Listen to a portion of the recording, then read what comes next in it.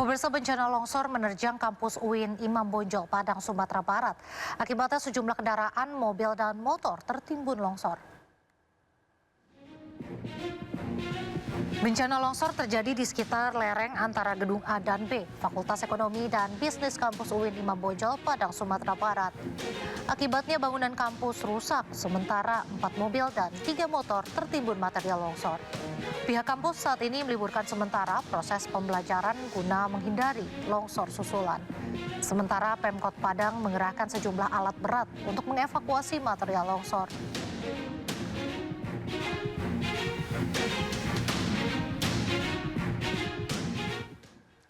Kepanikan warga pecah saat permukiman mereka terkena imbas longsor usai diguyur hujan deras di pinggir Ngarai Sianok, Bukit Tinggi, Sumatera Barat.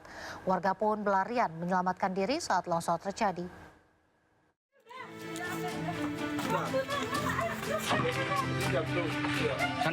Santai. Oh, jatuh. Tanah longsor memicu kepanikan warga di RW 5 Kelurahan Bukit Canggang, Kayu Ramang, Kecamatan Gugua Panjang, Kota Bukit Tinggi. Pak. Surat-surat aja yang penting, surat-surat penting ambil.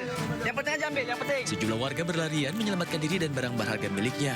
Mana yang mau ke musola atau ke kantor lurah, barang-barang letak dulu, Pak. Petugas menghimbau penghuni rumah dan kos-kosan segera meninggalkan lokasi. Lurah Bukit Canggang, Westi Wisman, menyampaikan lebih dari 60 warga diungsikan ke musola dan kantor lurah setempat.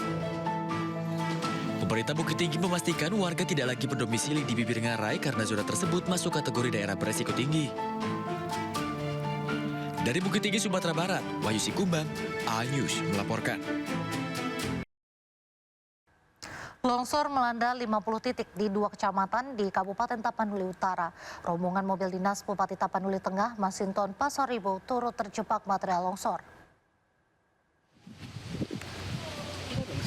6 unit mobil ekskavator diturunkan ke lokasi untuk membersihkan material longsor yang menutup akses jalan utama yang menghubungkan Tarutung menuju Kota Sibolga serta Tarutung ke Kabupaten Tapanuli Selatan. Sebelumnya longsor membuat akses jalan ini lumpuh total atau tidak bisa dilintasi kendaraan. Rombongan dinas Bupati Tapanuli Tengah, Masinton Pasaribu, turut terjebak material longsor. Bahkan mobil dinas yang ditumpangi Masinton sempat tertimpa longsor saat melintas jalur tersebut. Sedikitnya terdapat 50 titik longsor di 2 kecamatan di Kabupaten Tapanuli Utara. Belasan rumah dikabarkan rusak akibat tertimpa longsor. Mengalami akses tersebut ini mengalami kelumpuhan total, sehingga kami kesulitan mau masuk ke Tapanuli Tengah maupun yang keluar dari Tapanuli Tengah seperti itu, karena di berbagai titik mengalami longsor, menimbun jalan dan sulit untuk diakses oleh masyarakat. Hulu Pungkut, Pakantan, dan Kecamatan Tambangan. Korban banjir dan longsor terpaksa mengungsi. Bupati Mandailing Natal menetapkan status tanggap darurat bencana selama 14 hari.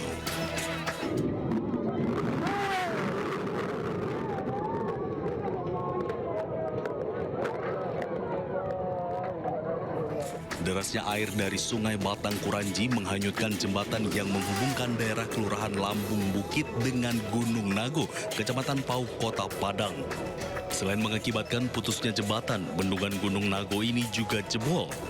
Warga diimbau waspada. Sementara itu, dari data sementara terjadi banjir bandang di 2 daerah di Kecamatan Koto Tangah dan Kecamatan Pau, daerah Lubuk Minturun dan Batu Buswa.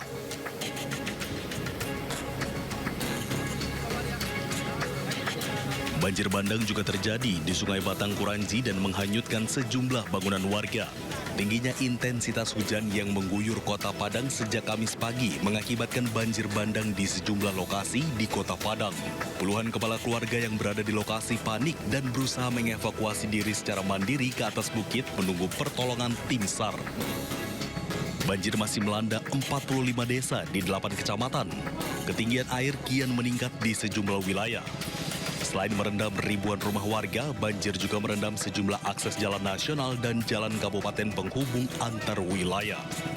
Sejumlah fasilitas umum juga terendam banjir.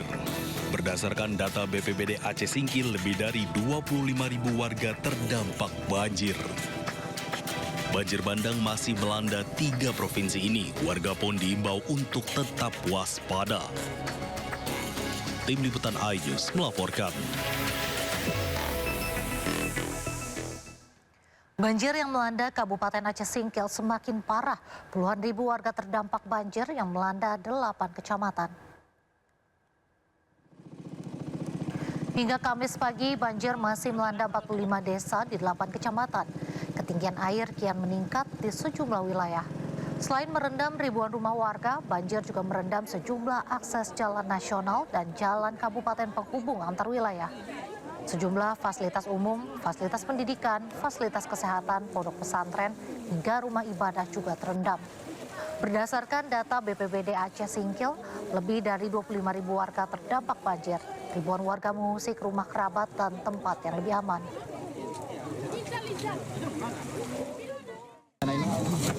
Ini sudah kita lihat bersama ya, luar biasa ini. Ini nampaknya banjirnya melebihi di tahun 2000 ini. Ya, kalau di tahun 2000 kecil ini sudah luar biasa. Jadi kami berupaya ya untuk mengatasi atas musibah ini. Ya, kita akan bekerjasama dengan BPBD dan seluruh unsur Prokopimda, Aceh Singkil, TNI, Polri untuk mengatasi banjir dan menangani orang yang mengungsi. Ya, kita akan buka itu dapur umum di setiap desa. Belum berapa ditanya. Ini mau dilaporin beberapa wilayah setelah rapat ya Pak. Jempolnya Pak Pur. Agenda utama Ratas, koordinasi evakuasi, distribusi bantuan darurat, pemulihan infrastruktur, serta pemulihan akses komunikasi dan energi di wilayah-wilayah terdampak. Sejumlah akses transportasi udara juga telah diupayakan melalui penyediaan helikopter dari Polda, Pemprov, dan Polri, mengingat banyak daerah yang masih terisolasi. Wakil Menteri Dalam Negeri Bima Arya menyatakan sejumlah kepala daerah masih kesulitan mengakses wilayah yang terdampak bencana alam.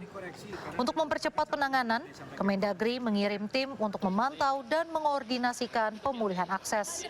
Bima Arya juga menyebut pihaknya telah berkoordinasi dengan Komdigi untuk memulihkan listrik dan jaringan provider di lokasi yang terdampak bencana alam. Setelah rapat ya Pak. Jempolnya Pak Pur. Yang paling penting itu sekarang bagaimana memulihkan akses ya, karena PLN juga terputus. Saya berkoordinasi dengan Wamenkomdigi Pak Angga yang segera dengan cepat ya berusaha untuk berkoordinasi dengan PLN dan para provider untuk memulihkan jalur komunikasi. Nah, Pak Safrijal juga di Jenderal telah mengkoordinasikan untuk akses tambahan ke sana dalam hal transportasi, ya helikopter dari Polda, dari provinsi, dari Polri gitu ya, untuk di Kota Manggarai sampai saat ini masih terputus ke banyak daerah, banyak sekali daerah di sana.